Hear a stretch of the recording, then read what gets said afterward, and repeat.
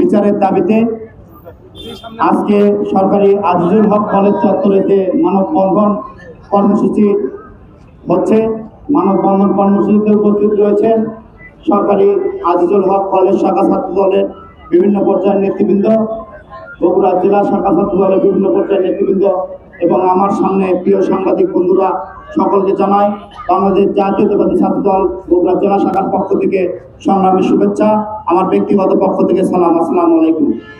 আজকে আমরা যে মানববন্ধন কর্মসূচিতে দাঁড়িয়েছি, এটি একটি দুঃখ ভরা মন নিয়ে আমরা এই মানববন্ধন কর্মসূচিতে দাঁড়িয়েছি।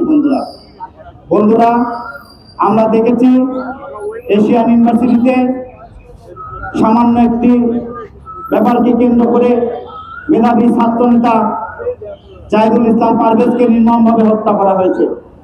আমাদের মনে হলো শুধু পারভেজকে হত্যা করা হয়নি, বাংলাদেশের যারা মেধাবী ছাত্র এই হত্যাকাণ্ডের মাধ্যমে সকলকে হত্যা করা হয়েছে।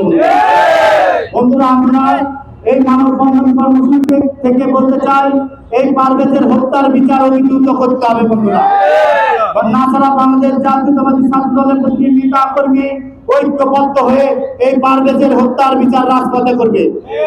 সিসিটিভি ফুটেজ থেকে যারা এই অন্যায়ের সাথে জড়িত, যারা এই অপরাধের সাথে জড়িত, তাদের বিচার করতে হবে। অপরাধী কোনো দলের হতে পারে না, অপরাধী কোনো সমাজের হতে পারে না, অপরাধী কোনো দেশের হতে পারে না। এই অপরাধীকে চিহ্নিত করে এই অপরাধীকে আইনের আওতায় নিয়ে এসে বাংলাদেশের জনগণের সামনে এদের বিচার করতে হবে। বন্ধুরা, পরিশেষে আমরা বলতে চাই, শুধু এশিয়ান ইউনিভার্সিটি নয়, বাংলাদেশের যত শিক্ষা প্রতিষ্ঠান রয়েছে, কোন শিক্ষা প্রতিষ্ঠানে যেন আর একটি রক্ত না ঝরে। শিক্ষা প্রতিষ্ঠান থাকবে কলমের হাতে, শিক্ষা প্রতিষ্ঠান থাকবে মেধার ভিত্তিতে, শিক্ষা প্রতিষ্ঠানে হবে লেখাপড়া, শিক্ষা প্রতিষ্ঠানে হবে সামাজিক সংস্কৃতির মাধ্যমে শিক্ষা প্রতিষ্ঠান পরিচালিত হবে। শিক্ষা প্রতিষ্ঠান আজকের যে ছাত্র, সে আগামী দিনের বাংলাদেশ।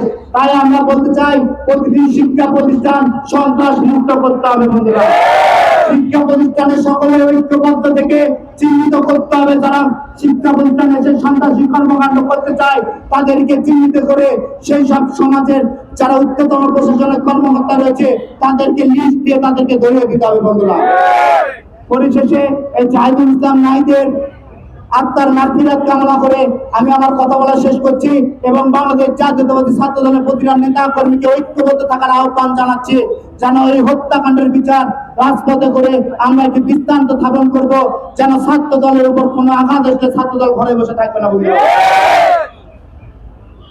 শহীদ জিয়া অমর হোক, দেশনেত্রী বেগম খালেদা জিয়া জিন্দাবাদ, আগামী রাষ্ট্রনায়ক জনাব তারেক রহমান জিন্দাবাদ। সকলকে ধন্যবাদ। আসসালামু আলাইকুম।